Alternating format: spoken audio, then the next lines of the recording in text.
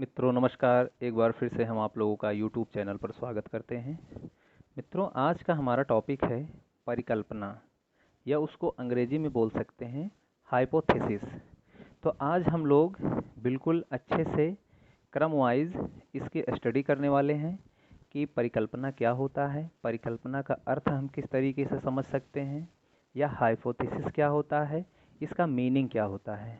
तो इसके बारे में आज हम लोग जो है चर्चा पर चर्चा करने वाले हैं।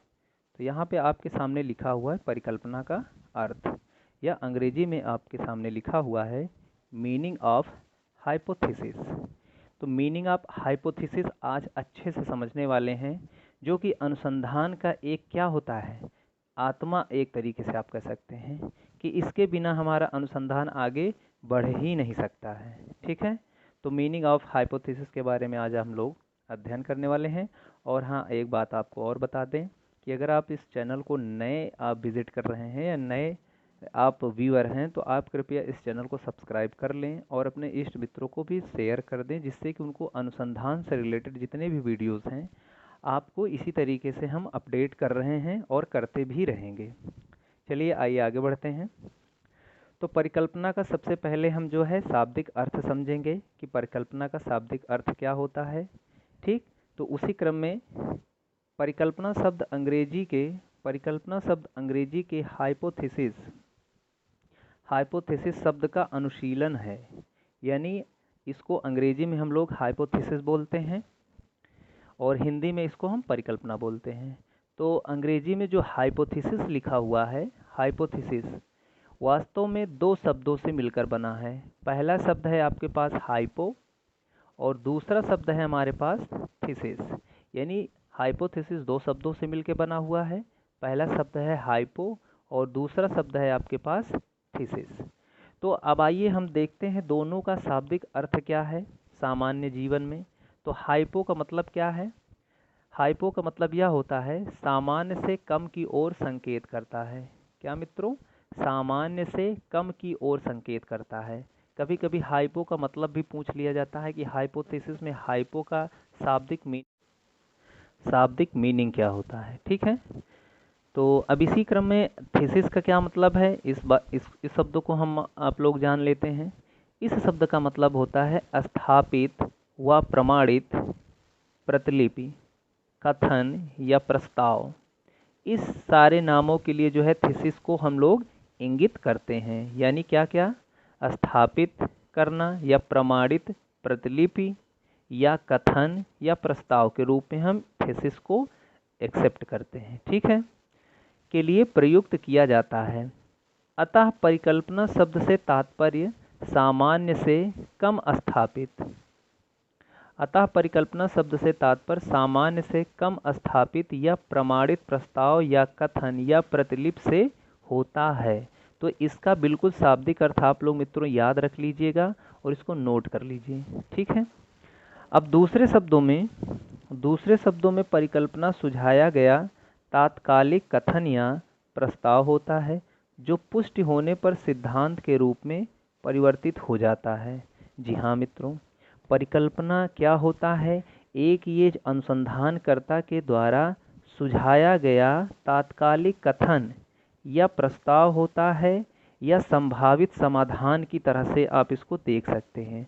और इसकी हम लोग पुष्टि करते हैं। जो हम एक परिकल्पना अपने मस्तिष्क में बनाते हैं, उसकी पुष्टि की जांच भी की जाती है। अगर उस जांच में उसका पुष्टि सही निकल जाता है, तो वह जो परिकल्पना होता है एक सिद्धांत का रूप धारण कर लेता है। ये बहुत ही महत्वपूर्ण कथन है। तो परिकल्पना को उपकल्पना अथवा प्राकल्पना के रूप में भी कभी कभी लिखा जाता है।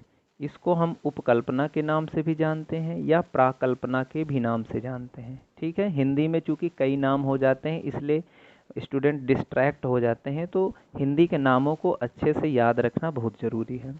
आइए देखते हैं इसके कुछ कैरेक्टरिस्टिक हैं, इसको आप जानना बहुत ज़रूरी है। जिसमें सबसे पहला है, परिकल्पना निर्माण हम तब करते हैं जब हम अनुसंधान के लिए किसी समस्या का चयन कर लेते हैं।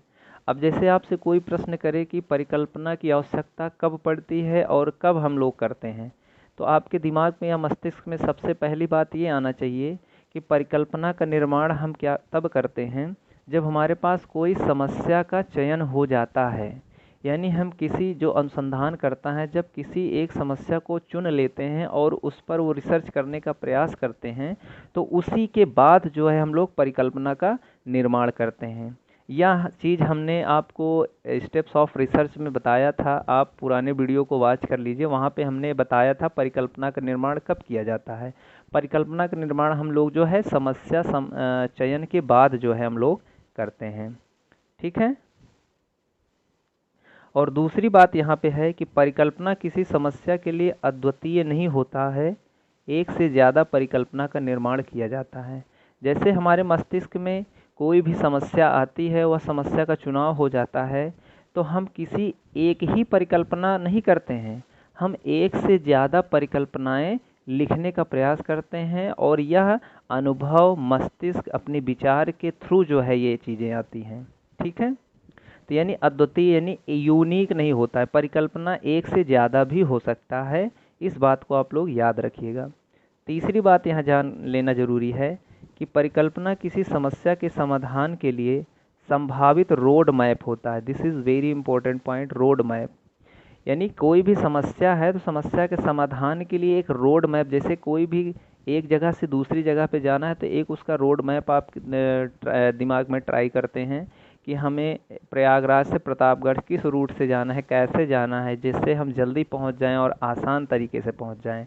तो वही यहाँ पे भी कहा गया है कि परिकल्पना क्या होता है, कोई हमारे पास जब समस्या का चयन हो जाता है तो उसके समाधान के लिए एक अच्छा रास्ता हम लोग सेलेक्ट करते हैं या रोड मैप तैयार करते हैं, जिसके थ्रू हम लोग जाएं तो समस्या का समाधान जल्दी और इजी वे में प्राप्त हो जाए। ठीक है। जिसकी पुष्टि करने के लिए अनुसंधानकर्ता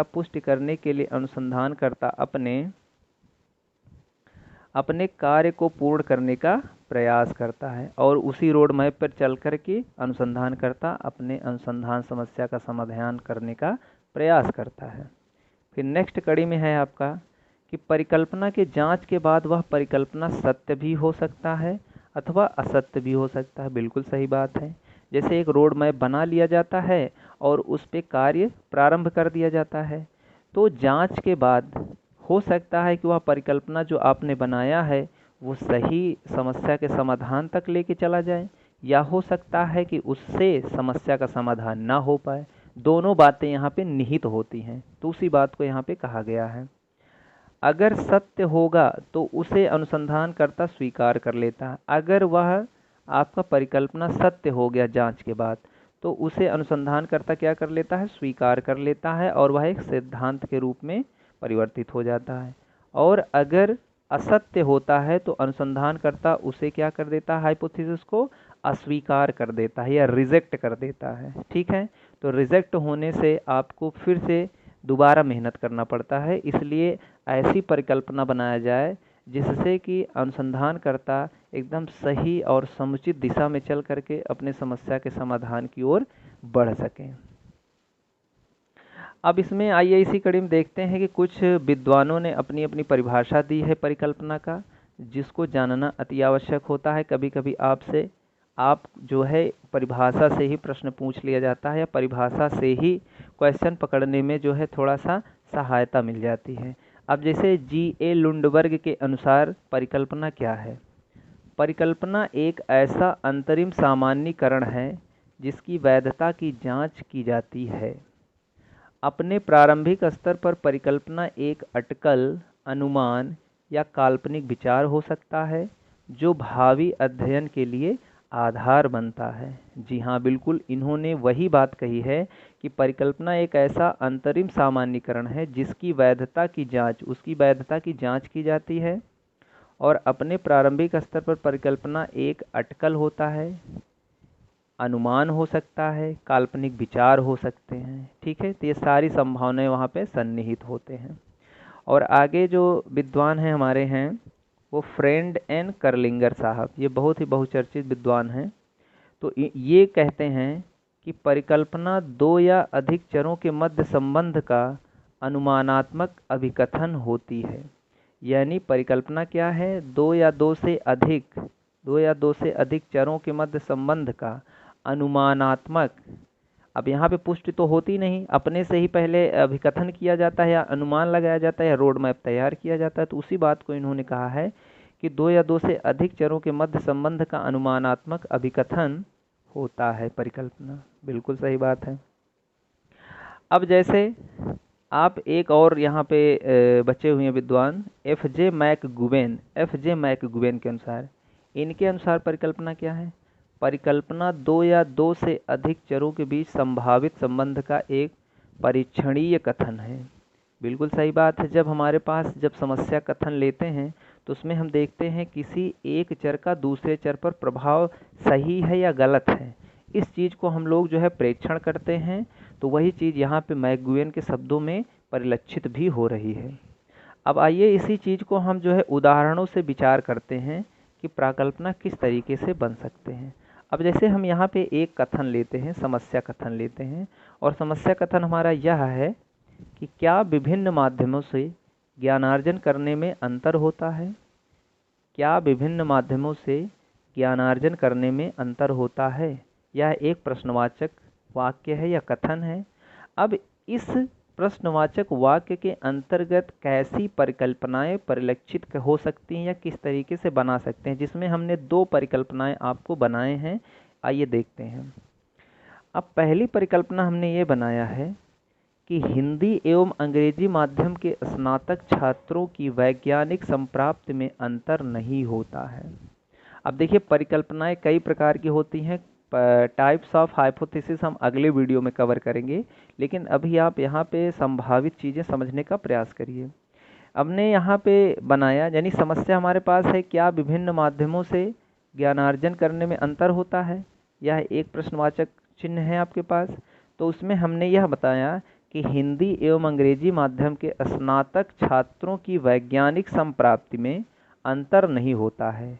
कहने का मतलब है ये नॉन डायरेक्शनल हाइपोथेसिस है। ये सारी बातें हम लोग अगले वीडियो में कवर करने वाले हैं।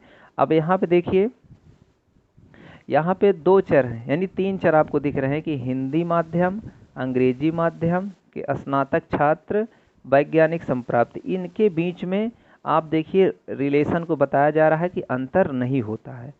अब एक तो ये हाइपोथेसिस हो गई। आप दूसरी हाइपोथेसिस इस तरीके से बना सकते हैं कि हिंदी एवं अंग्रेजी माध्यम के स्नातक छात्रों की वैज्ञानिक वैज्ञानिक संप्राप्ति में अंतर है। ऐसे भी बना सकते हैं।